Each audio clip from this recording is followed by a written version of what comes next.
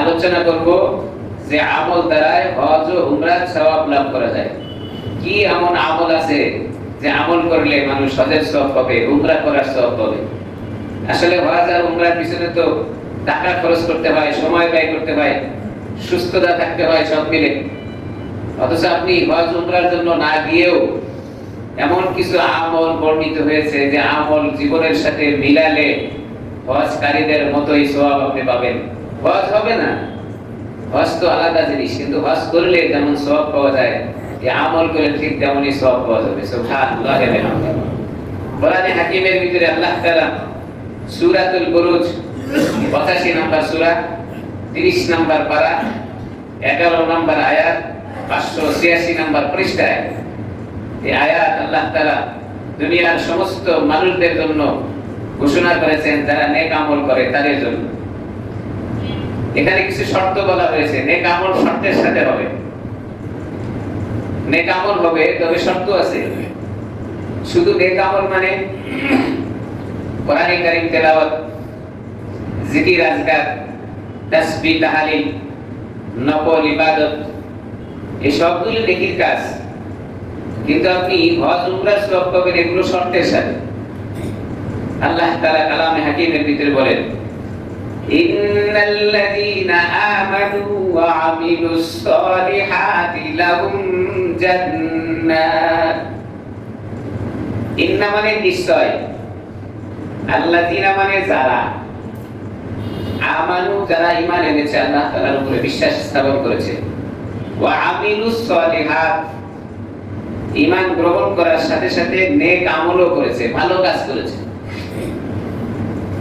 আল্লাহ তাআলা শর্ত দিলেন, নিশ্চয় ওই সমস্ত মানুষ যারা আল্লাহ তাআলার উপরে ঈমান এনেছে, ঈমান আনার সাথে সাথে নেক আমলও করেছে, ভালো কাজ করেছে। আল্লাহ তাআলা বলেন তাদের আমি একটা পুরস্কার দেব, বদলা দিব। কি বদলা? লাহুম, তাদেরকে। লাহুম, তাদেরকে। হুম কারা? যারা ঈমান আনলো এবং নেক আমল করলো। লাহুম, তাদেরকে কি পুরস্কার দিবেন আল্লাহ তাআলা? জান্নাত। সুবহানাল্লাহ, সুবহানাল্লাহ। আল্লাহ তাআলা বলেন তাদেরকে আমি পুরস্কার দেব জান্নাত। সে জান্নাতটা কেমন? তাজরি মিন তাহতিহাল আনহার, যে জান্নাতের তলদেশে প্রবাহিত হবে নহর। নহর 4 প্রকারের হয়ে থাকে। জান্নাতের ভিতরে যে নহর দিবেন, এই নহর 4 প্রকারের। নহর মানে পানির ঝর্ণা, যেখানে প্রবাহিত হতে থাকে। 4 প্রকারের নহর জান্নাতের মধ্যে আপনাকে আমাকে আল্লাহ তাআলা দিবেন। জান্নাতিন তাজরি মিন তাহতিহাল আনহার, এই নহরে প্রবাহিত হইতে থাকবে। সে 4টি নহরের ভাগ আছে। একই নহরে সব চলতে থাকবে তা না, একই নালা দিয়ে সব যাবে তাও না। 4 নালা দিয়ে, 4 নহর দিয়ে, 4 নদী দিয়ে, 4 খাল দিয়ে 4 প্রকারের খাবার আল্লাহ তাআলা আপনার জন্য আমার জন্য দান করবেন। সুবহানাল্লাহ। 1 নাম্বার হলো মধুর নহর। মধু, যে মধু আমরা দুনিয়ার জীবনে খাই, এই মধু আর জান্নাতের মধুর মধ্যে পার্থক্য আছে। মনে রাখবেন, আখিরাতের জিনিসের দুনিয়ার জিনিসের দ্বারা তুলনা করা যাবে না, মাপ করা যাবে। আখিরাতের কোন জিনিসের সাথে দুনিয়ার জীবনের জিনিসের তুলনা করা যাবে না, মাপ করা যাবে, অনুমান করা যাবে যে জান্নাতে এমন কিছু দিবে, এটা ধারণা করা যাবে। জান্নাতে গাছ দেওয়া হবে, বৃক্ষ, ফলের গাছ। ফলের গাছ দুনিয়ার জীবনেও আছে, নমুনা। জান্নাতে আপনি আমের গাছ পাবেন, জামের গাছ পাবেন, সব আল্লাহ তাআলা রেখে দিয়েছেন। কিন্তু দুনিয়ার জীবনেও গাছ আছে, তুলনা করা যাবে না, নমুনা। তুলনা করা যাবে না কেন? জান্নাতের গাছগুলোর গোড়া থাকবে উপর দিকে আর ফলগুলো থাকবে নিচের দিকে। সুবহানাল্লাহ, আল্লাহু আকবার, আল্লাহু আকবার। গাছের গোড়া থাকবে উপরের দিকে আর ফলগুলো থাকবে নিচে। আর দুনিয়ার জীবনের গাছগুলো গোড়া উপর দিকে দিলে গাছ থাকবে তো? তাইলে নমুনা পাওয়া যায়, কিন্তু তুলনা করা যায়। জান্নাতের ভিতরে জান্নাতি মানুষরা ওই ফল গাছের কাছে বসে থেকে বা হাঁটবে, ঘুরবে, মনে তামান্না আসবে, আগ্রহ জন্মাবে, এই গাছের ফল যদি আমি খেতে পারতাম। মুফাসসিরে কেরামরা ব্যাখ্যা করেন জান্নাতি মানুষটা মনের এই তামান্না নেওয়ার সঙ্গে সঙ্গে গাছ থেকে একটা ফল ছিঁড়ে তার মুখে চলে আসবে। হায়রে আফসোস, সুবহানাল্লাহ বলতে বললাম। মনের তামান্না হওয়ার সঙ্গে সঙ্গে আপনি শুধু ইচ্ছা পোষণ করেছেন এই গাছের ফল খাবো, এটা সঙ্গে সঙ্গে ছিঁড়ে আপনার মুখে চলে আসবে। সুবহানাল্লাহ।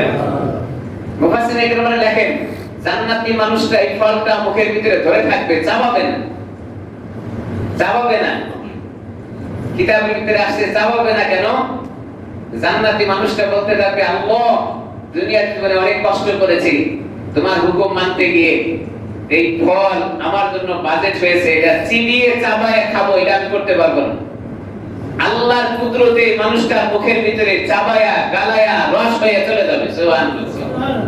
বলা হয়েছে নিজের দাঁত দিয়ে চাবাবে না, কিন্তু নিজের দাঁত দিয়ে চাবায়া চিবায়া খাইলে যেমন মজা পাবে, অটো সিস্টেমে যাওয়ার মধ্যেও সেই পরিমাণ মজা আল্লাহ তাআলা দেন। আল্লাহ, এটা হলো কুদরতি ইলাহি। তাই আখিরাতের জিনিস দুনিয়ার জীবনে আছে, এটা নমুনা, তুলনা করা যাবে না। বুঝাতে পারছি কিনা জানি না।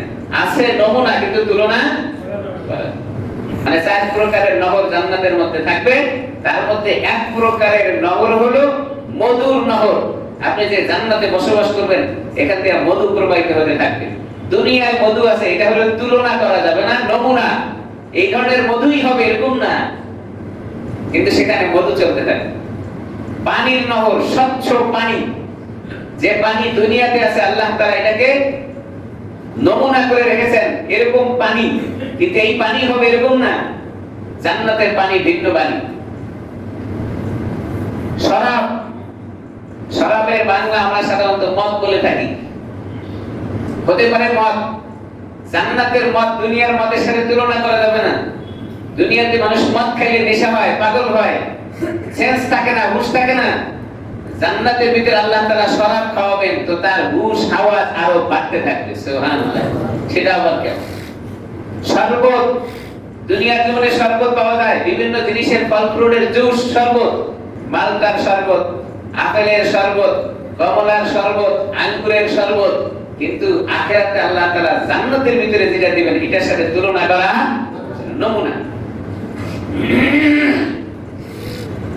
ইন্নাল্লাযীনা আমানু ওয়া আমিলুস সালিহাতি লাহুম জান্নাত তাজরি মিন তাহতিহাল আনহার। জান্নাতের ভিতরে আপনার ফ্লোরটা এরকম কাঁচ দিয়ে বানানো হবে, আপনি বসে শুয়ে সবভাবে দেখতে পারবেন আপনার নিচ দিয়ে কি প্রবাহিত হচ্ছে। মধু চলছে না শরাব চলছে না শরবত চলছে না পানি চলছে, এটা আপনি সেখানে দেখতে পারবেন। আল্লাহ তাআলা এমন ব্যবস্থা জান্নাতের ভিতরে মানুষের জন্য করে রেখেছেন। সুবহানাল্লাহ। ইন্নাল্লাযীনা আমানু ওয়া আমিলুস সালিহাত লাহুম জান্নাতুন তাজরি মিন তাহতিহাল আনহার যালিকাল ফাউজুল কাবীর। এটা রব্বে কারীমের একটা দয়া। এই কথাটার ব্যাখ্যা আসছে হাদিসের ভিতরে। বলছিলাম যে কিছু এমন আমল আছে যা করলে আপনি হজ এবং উমরার সওয়াব পাবেন। এখন আমরা আসি 1 নাম্বার, কোন ব্যক্তি যদি নামাজ আদায় করার জন্য ঘর থেকে ওযু করে বের হয়ে মসজিদে আসে, কোন ব্যক্তি যদি ওযু করে নামাজ পড়ার উদ্দেশ্যে মসজিদে চলে আসে, হাদিসের ভিতরে আছে সুনানে আবু দাউদ হাদিস নাম্বার 558, রাসূল আকরাম সাল্লাল্লাহু আলাইহি সাল্লাম বলেন, মান খারাজা মিন বাইতিহি, মান মানে যে ব্যক্তি বা কোন ব্যক্তি, খারাজা মানে বের হওয়া, বাইতিহি মানে তার ঘর থেকে। কোন ব্যক্তি যদি তার ঘর থেকে বের হয়, কোন অবস্থায়? মুতাহহিরান, পবিত্র অবস্থায়, ওযু করে বের হইছে। কেন বের হইছে? ইলা সালাতিন মাকতুবাতিন, নির্দিষ্ট সময়ে নামাজ আদায় করবে। জোহরের সময় ওযু করে বের হইছে। সালাত মানে নামাজ, মাকতুবা মানে নির্দিষ্ট সময়ের নামাজ। জোহরের হইতে পারে, আসরের হইতে পারে, মাগরিবের হইতে পারে। তো বের হয়ে আসলো। এখন এই ব্যক্তিকে আল্লাহ তাআলা কি দিবেন? ওযু করে নামাজের জন্য সে ঘর থেকে বের হয়ে আসছে মসজিদে, আল্লাহ তাআলা তাকে দিবেন কি? আল্লাহর রাসূল সাল্লাল্লাহু আলাইহি সাল্লাম হাদিসের ভিতরে বলেন, ফা আজরুহু, তাকে আল্লাহ তাআলা বদলা দিবেন কা আজরিল হাজ্জিল মুহরিম, ইহরাম বেঁধে কোন ব্যক্তি হজ করতে গেলে যেই সওয়াব পাবে সেই সওয়াব এই ব্যক্তির আমলনামায় আল্লাহ তাআলা দান করবেন। সুবহানাল্লাহ। কি জন্য বলছিলাম? কিছু আমল আছে যা করলে হজ উমরার সওয়াব পাওয়া যায়। আল্লাহ রাসূল বললেন, তাহলে বাসা থেকে ওযু করে যদি নামাজের নিয়তে মসজিদে আসে, এই ওযু করে মসজিদে আসার কারণে আল্লাহ তাআলা এই বান্দার আমলনামায় দিচ্ছে কি, হজ করতে গিয়া যেমন সওয়াব পাইলো, উমরা করতে গিয়া যেমন সওয়াব পাইলো, এই পরিমাণ সওয়াব সে আমলনামায় জমা করে দিল। সুবহানাল্লাহ। আল্লাহু আকবার। এইজন্য ওযু করে মসজিদে আসার চেষ্টা করব। কি বলেন? কি নেক আমল! আল্লাহু আকবার। শুধু ওযু করে আপনি নিয়ত করে মসজিদে আসেন, হজ উমরা করার জন্য যে সওয়াব, সেই সওয়াব আল্লাহ তাআলা আপনাকে দান করবেন। দুই নম্বর হলো কি, ومن خرج إلى التسبيح الضحى لا ينسبه إلا إياه فأجره كأجر المعتمر। ওযু করে কোন ব্যক্তি নামাজের জন্য বের হয়ে আসছে, আসার পরে মসজিদে বসেছিল, নামাজ ব্যতীত আর কোনো গালগপ্প কিছু করে নাই, আড্ডাবাজি করে নাই, গীবত শিকায়েত করে নাই, পরনিন্দা পরচর্চা করে নাই, এই ব্যক্তিকে আল্লাহ রাসূল বলেন আল্লাহ তাআলা তার আমলনামায় উমরা করার সওয়াব দান করে দিবেন। সুবহানাল্লাহ। আমরা তো মসজিদে আসার পরে যদি একটু সময় পাই, 14 গোষ্ঠীর গীবত শিকায়েত নিয়ে ব্যস্ত থাকি। আমাদের এখানে হয় না, আলহামদুলিল্লাহ। আমরা তো আমাদের এই এলাকাটা একদম ফ্রেশ, আমাদের এলাকায় এই কাজটা হয় না, কিন্তু অনেক জায়গায় আছে আসছে নামাজের জন্য, কিন্তু নামাজ 2 রাকাত পড়লো কি পড়লো না, গীবত শিকায়েত নিয়ে ব্যস্ত আছে। কার কি হলো, সব গীবত চলতে থাকে মসজিদে বসে থেকে। অথচ আল্লাহ রাসূল কি বলেন, ওযু করে নামাজের জন্য আসেন, তো মসজিদে বসে থেকে নামাজ পড়েন আর না পড়েন, চুপ করে বসে থাকলেন, নামাজের ওয়াক্ত হলো, নামাজ পড়লেন, এই চুপ করে বসে থাকার কারণে আল্লাহ তাআলা উমরার সওয়াব আপনার আমলনামায় দান করবেন। সুবহানাল্লাহ। কি বলেন, এই আমলটা করতে পারি না? করতে পারি না ইনশাআল্লাহ। কি প্রয়োজন মসজিদে বসে থেকে? এমনি তো মসজিদে দুনিয়া বিবাদ মুক্ত করা নিষেধ, আবার গীবত শিকায়েত করলেন, পরচর্চা করলেন, মানুষের সমালোচনা করলেন, এর এই দোষ, ওর ওই দোষ, এইটা করছে, ওইটা করছে, এই মসজিদে বসে থেকে এটা বলার দরকার নেই। এজন্য আমরা উমরার সওয়াব নিতে পারি অল্প সময়ের জন্য মসজিদে নীরবতার সাথে বসে থাকার কারণে। কি বলেন, করতে পারবো না ইনশাআল্লাহ? 3 নাম্বার, ওয়া সালাতুহু আলা আসরি সালাতিন লা লাগওয়া বাইনাহুমা কিতাবুন ফি ইল্লিন। ওযু করে ঘর থেকে বের হয়ে আসছে, আসার পরে মসজিদে এসে 2 রাকাত নামাজ আদায় করছে, করার পরে অনাত্মক আর কোনো গল্পে লিপ্ত হয় নাই। এখন সে যতক্ষণ সময় বসেছিল, হয় সেটা নামাজের আগে অথবা নামাজের পরে। যদি নামাজের আগে হয় তো নামাজের জন্য অপেক্ষায় থাকার কারণে মাঝখানে যে সময়টা আছে, এই সময়টা নামাজ পড়ার মতো সওয়াব দিয়ে আল্লাহ তাআলা বরকত করে দিবেন। সুবহানাল্লাহ। কারণ আপনি মসজিদে আসছেন, এখন নামাজের 5 মিনিট বাকি আছে, এই 5 মিনিট সময় আপনি চুপ করে বসে আছেন, 5 মিনিট পরে নামাজ দাঁড়াবে, তাহলে 5 মিনিট আপনি কোনো আমল করেন নাই, তো এই 5 মিনিট থাকা জায়গাটা আল্লাহ তাআলা নামাজের সওয়াব দিয়ে বরকত করে দিবেন। সুবহানাল্লাহ, সুবহানাল্লাহ। আল্লাহু আকবার। আল্লাহ তো শুধু দিতেই চান, আল্লাহ শুধু দিতেই চান, বান্দা নিতে চায় না। আর কি বলেন, কিতাবুন ফি ইল্লিন। আল্লাহ তাআলার একটা বিশেষ কিতাব আছে, আপনাকে আল্লাহ তাআলা ইল্লিনের সর্বোচ্চ মাকাম দান করবে। ইল্লিন জান্নাতের একটি জায়গা, সিজ্জিন জাহান্নামের জায়গা, ইল্লিন জান্নাতের সর্বোচ্চ জায়গা। আপনার নাম আল্লাহ তাআলার বিশেষ খাতায় জান্নাতের সর্বোচ্চ জায়গায় লিখে দিবেন। সুবহানাল্লাহ। কি বলেন, এমন আমল করতে পারি না ইনশাআল্লাহ? জিন্দেগীর কি দাম আছে ভাই, কয়দিন বেঁচে থাকবো, জিন্দেগীর সময় তো পার হয়ে গেল, এখন আমার জীবনটাকে একটু পরিবর্তনের জন্য চেষ্টা করি।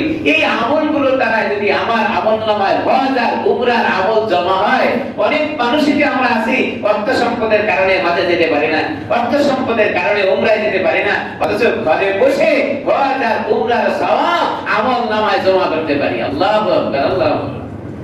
এজন্য নিয়ত আছে না ভাই ইনশাআল্লাহ? 2 নাম্বার, জামাতে নামাজ আদায় করলে আল্লাহ তাআলা তাকে হজ আর উমরার সওয়াব দান করবেন। সুবহানাল্লাহ ওয়া বিহামদিহি। তাবারানী একটি কিতাব, হাদিসের কিতাব, এই কিতাবের ৭৫৭৮ নম্বর হাদিস বর্ণিত হয়েছে। হযরত ইমাম আবু উমামা রাদিয়াল্লাহু তাআলা আনহু থেকে হাদিসটা বর্ণিত হয়েছে, মান মাশা ইলা সালাতিন মাকতুবাতিন ফিল জামাআতি, কোন ব্যক্তি ঘর থেকে বের হয়েছে জামাতের সাথে নামাজ আদায় করবে। কিসের সাথে নামাজ আদায় করবে ভাই? জামাতের সাথে নামাজ আদায় করার জন্য ঘর থেকে বের হয়েছে। ফাহিয়া কাহাজ্জাতিন, ওই ব্যক্তিকে আল্লাহ তাআলা হজের সমপরিমাণ সওয়াব তার আমলনামায় দান করে দিবেন। সুবহানাল্লাহ। মুহাদ্দিসিনে কেরাম এই হাদিসের ব্যাখ্যা করতে গিয়ে বলেন, কোন ব্যক্তি ঘর থেকে বের হয়েছে জামাতের সাথে নামাজ আদায় করবে, কিন্তু এসে দেখলেন মসজিদে জামাত শেষ হয়েছে, আপনি তো জামাত পাইলেন না, কিন্তু নিয়ত করে বের হয়েছেন কি করবেন? জামাতের সাথে নামাজ আদায় করবেন। মুহাদ্দিসিনে কেরামরা বলেন, আপনি ঘর থেকে নিয়ত করে বের হওয়ার কারণে মসজিদে এসে দেখলেন জামাত হয়ে গেছে, আপনি মসজিদে আসার পরে একাকী নামাজ পড়লেন, এরপরেও আল্লাহ তাআলা জামাতের সওয়াব আপনাকে দান করবেন। সুবহানাল্লাহ। কেন? এখন তো আপনি জামাত পান নাই, সওয়াব পাইলেন কেন? ওই যে ঘর থেকে আপনি নিয়ত করে বের হয়েছেন, আপনি জামাতের সাথে নামাজটা করবেন, নিয়তের কারণে আল্লাহ তাআলা আপনাকে জামাতের সওয়াব পরিপূর্ণভাবে দান করবেন। সুবহানাল্লাহ। 2 নাম্বার, ওয়ামান মাশা ইলা সালাতিন তাদউইন ফাহিয়া কাউমরাতিন তাম্মাতিন, ওযু করে জামাতের জন্য আপনি নিয়ত করে বের হয়ে আসছেন, মসজিদে আসার পরে আপনি 2 রাকাত নফল নামাজ আদায় করলেন, ওযু সহকারে আসছেন, আসার পরে মসজিদে সময় পেলেন তো 2 রাকাত নফল নামাজ পড়েছেন। আল্লাহ রাসূল বলেন, এই 2 রাকাত নফল করার কারণে আল্লাহ তাআলা উমরার সওয়াব আল্লাহ তাআলা আপনাকে দান করবেন। সুবহানাল্লাহ। মসজিদে এসে সময় নষ্ট না করে 2 রাকাত নামাজ পড়তে পারি। 3 নাম্বার, ফরজ নামাজের পরে বসে থেকে তাসবিহ তাহলিল পাঠ করা। হাদিসের ভিতরে আছে, বুখারী শরীফের হাদিস 803 নাম্বার হাদিস বর্ণিত হয়েছে। বুখারী শরীফের হাদিস 803 নাম্বার হাদিসে বর্ণিত হয়েছে, ফরজ নামাজের পরে কেউ যদি বসে থেকে তাসবিহ তাহলিল করে, আল্লাহ তাআলা হজ উমরার সওয়াব তাকে দান করবেন। সুবহানাল্লাহ। হাদিসটা কি?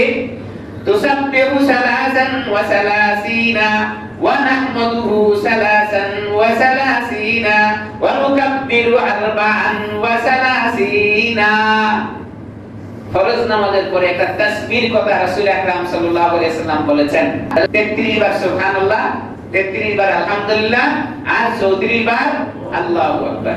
হাদিসের এই riwayতের আলোচনা করতে গিয়ে সাহাবায়ে কেরামরা জিজ্ঞাসা করেছেন, ইয়া রাসূলুল্লাহ, আপনি প্রথমবার সুবহানাল্লাহ 33 বার পড়তে বললেন, আলহামদুলিল্লাহ 33 বার পড়তে বললেন, আল্লাহু আকবার 34 বার পড়তে বললেন কেন? রাসূল আকরাম সাল্লাল্লাহু আলাইহি সাল্লাম বলেন, আমি আল্লাহ তাআলার এই গুনাহগুলো 33 বার করে পড়লে 99 হয়, এজন্য আমি পরিপূর্ণ করার জন্য মিয়াতা শব্দ ব্যবহার করেছি, পরে 34 বার করে 100 পূরণ করে দিয়েছি। সুবহানাল্লাহ। এজন্য ফরজ নামাজের পরে বসে থেকে কোনো আমল যদি নাও করতে পারি, কমপক্ষে এই 33 বার সুবহানাল্লাহ, 33 বার আলহামদুলিল্লাহ, 34 বার আল্লাহু আকবার, এই তাসবিহগুলো তো আমরা পড়তে পারি। কি বলেন, পারবো না ইনশাআল্লাহ? এখন কথা হলো যে নামাজ যে আমরা পড়তে আসি, নামাজের একাগ্রতা আমার কতটুকু আছে? মসজিদে শুধু আসলাম আর নামাজ পড়লাম, এই নামাজের একাগ্রতা গুরুত্ব আমার কাছে কতটুকু আছে? হযরত আব্দুল্লাহ ইবনে মুবারক রাহমাতুল্লাহ আলাইহির নাম আপনারা শুনেছেন, অনেক বড় বুজুর্গ ছিলেন। তিনি একদিন সফরে বের হয়েছেন, কোন এক সরু পথ দিয়ে হাঁটতে হাঁটতে তার সাথী একজন ছিলেন, পৌঁছতে গেলেন জঙ্গলের ভিতরে। তো জঙ্গলের ভিতরে পৌঁছে গেলে আসরের নামাজের সময় হয়েছে। আব্দুল্লাহ ইবনে মুবারক তার সাথীকে বললেন, আমরা নামাজটা জামাতের সাথে আদায় করে নেই, তো তালাশ করো, যদি আশেপাশে আরো কোনো ব্যক্তিকে পাওয়া যায় তাহলে 3 জন হলে জামাতটা পরিপূর্ণ হয়, তুমি তো তালাশ করে দেখো আর কোনো ব্যক্তিকে পাওয়া যায় কিনা। 2 জনও জামাত হয়, কিন্তু 3 জন হলে ইমাম আবু হানিফা রাহমাতুল্লাহ আলাইহির মতে জামাত পরিপূর্ণ হয়। 2 জন মুক্তাদি, একজন ইমাম। তো হযরত আব্দুল্লাহ ইবনে মুবারক রাহমাতুল্লাহ আলাইহির খাদেম আশেপাশে তালাশ করা শুরু করলেন কোনো মানুষ পাওয়া যায় কিনা। তালাশ করতে করতে দেখলেন জঙ্গলের ভিতরে খুব চিপায় একজন বয়োবৃদ্ধ মানুষ চুপ করে বসে আছেন, দেখতে জীর্ণ শীর্ণ, পোশাকাদি খুব একটা ভালো নাই। তো তার কাছে গিয়ে বললেন, চাচাজান, আমরা তো নামাজের অপেক্ষায় আছি, আসরের নামাজের সময়, আপনি কি আমাদের সাথে নামাজ আদায় করবেন? তো ওই মুরব্বি বলতেছেন, হ্যাঁ হ্যাঁ, আমিও তো নামাজ পড়ার জন্য বসে আছি, আমিও চাচ্ছিলাম যে আরো কোনো সাথী বিন্দু পাইলে নামাজটা জামাতের সাথে আদায় করতাম। সুবহানাল্লাহ। উনিও বসে আছেন জামাতে নামাজ আদায় করার, জঙ্গলে লোক পাবে কোথায়? এখন ওই ব্যক্তিকে নিয়ে আসলেন, দেখে আব্দুল্লাহ ইবনে মুবারক রাহমাতুল্লাহ আলাইহি ওই লোকের দিকে তাকাইয়া চিনতে পারছেন যে সে একজন আল্লাহর ওলি। তাকাইয়া চিনতে পারছেন, কামারে লোহা চেনে, স্বর্ণকারে স্বর্ণ চেনে, আল্লাহর ওলিরা আল্লাহর ওলিকে চেনে। ওই ব্যক্তির দিকে তাকাইয়াই চিনতে পারছেন ইনি বড় বুজুর্গ, বড় আল্লাহর ওলি। কাজেই আজকে আসরের নামাজের জামাতের ইমামতি ওনাকে দিয়ে করানো দরকার। আসার পরে সালাম বিনিময়, কুশল বিনিময় হওয়ার পরে আব্দুল্লাহ ইবনে মুবারক রাহমাতুল্লাহি আলাইহি বলতেছেন, হযরত জি যদি কিছু মনে না করেন তাহলে আসরের নামাজের ইমামতি আজকে আপনিই করবেন। আব্দুল্লাহ ইবনে মুবারক এই কথা বলার পরে উনি সম্মতি দিলেন, ঠিক আছে নামাজের ইমামতি আমি করব। এবার নামাজে দাঁড়ায় গেলেন। নামাজটা কখনকার? মনে রাখতে হবে আসরের নামাজ অনেক লম্বা সময় থাকে আসরে। আব্দুল্লাহ ইবনে মুবারক রাহমাতুল্লাহি আলাইহি তার সাথীকে সাথে নিয়ে পিছনে দাঁড়ায় গেলেন, আর ওই বুজুর্গ নামাজের ইমামতিতে দাঁড়ায় গেলেন। তো নামাজের ইমামতি দাঁড়ায়া এমন ভাবে কেরাত শুরু করে দিয়েছেন, আর রুকু করে না। কি করে না? রুকু করে। এদিকে আব্দুল্লাহ ইবনে মুবারক চিন্তা করতেছেন, হাই সর্বনাশ, আসরের নামাজ সময় অল্প, এই প্রথম রাকাতেই যে কেরাত শুরু করে দিয়েছে, তার বাকি 3 রাকাত পড়বে কখন? নামাজ তো নষ্ট হয়ে যাবে। আব্দুল্লাহ ইবনে মুবারক রাহমাতুল্লাহি আলাইহি পিছনে দাঁড়ায় থেকে টেনশন করতেছেন, সর্বনাশ হয়ে গেল, কাকে ইমামতিতে দিলাম? দেখলাম তো বুজুর্গ, কিন্তু নামাজের মাসলা মাসাইলের কোনো খোঁজ খবর নাই। সে আসরের নামাজে এত লম্বা কেরাত পড়তেছে কেন? আসরের নামাজে সংক্ষিপ্ত কেরাতে নামাজ পড়তে হয়, ফজর এবং যোহরে একটু বড় কেরাতে নামাজ পড়তে হয়, এটা হলো সুন্নত তরিকা। কিন্তু আসরের নামাজে সে কেরাত শুরু করে দিয়েছে, আর রুকু করে না। যাই হোক কিছুক্ষণ পরে রুকু করলো। আব্দুল্লাহ ইবনে মুবারক বললেন, যাই হোক এবার তো একটা রুকু করেছে, তো নামাজটা কোনো রকম আদায় করা যাবে। এবার রুকুতে গেছে, তো আর আব্দুল্লাহ ইবনে মুবারক দেখতেছেন এই বুজুর্গ রুকু থেকে আর উপরে ওঠে না। সুবহানাল্লাহ, সুবহানাল্লাহ, উপরে ওঠে না। দীর্ঘ সময় পার হয়ে যাওয়ার পরে আবার রুকু থেকে উঠছেন। দেখুন রুকু থেকে দাঁড়ায়া এক তাসবিহ পরিমাণ দাঁড়ায়া থাকা ওয়াজিব। এই বেটা যে দাঁড়াইছে আর মানে সিজদায় যায় না। যাই হোক কিছুক্ষণ পরে তো সিজদায় গেল, সিজদায় দিয়েছে তো সিজদা, আর এক সিজদা থেকে মাথা উঠায় না। লম্বা ঘটনা, এত লম্বা ঘটনা বলার সময় জুমার সময় হয় না, সংক্ষিপ্ত আকারে আপনাদেরকে শোনাই। এই বুজুর্গ আসরের নামাজটা এত লম্বা কেরাত আর রুকু তাসবিহ সিজদা সবকিছু করে যখন শেষ হয়ে গেল, আব্দুল্লাহ ইবনে মুবারক সালাম ফিরানোর পরে আস্তে আস্তে করে তার কাছে গিয়ে বললেন, হযরত আসরের নামাজে তো এত লম্বা কেরাত পড়তে হয় না, আপনি আসরের নামাজে এত লম্বা কেরাত কেন আদায় করলেন? বুজুর্গ বলতেছেন, ঠিকই বলেছো, আসরের নামাজ এত লম্বা কেরাত তাসবিহ তাহলিল করার সময় থাকে না, কিন্তু আমি যে কেন করেছি এটা তো তোমার জানা নাই। তো বলতেছে, হযরত আপনি আমাদের শোনান এত লম্বা কেরাত তাসবিহ তাহলিল কেন করেছেন?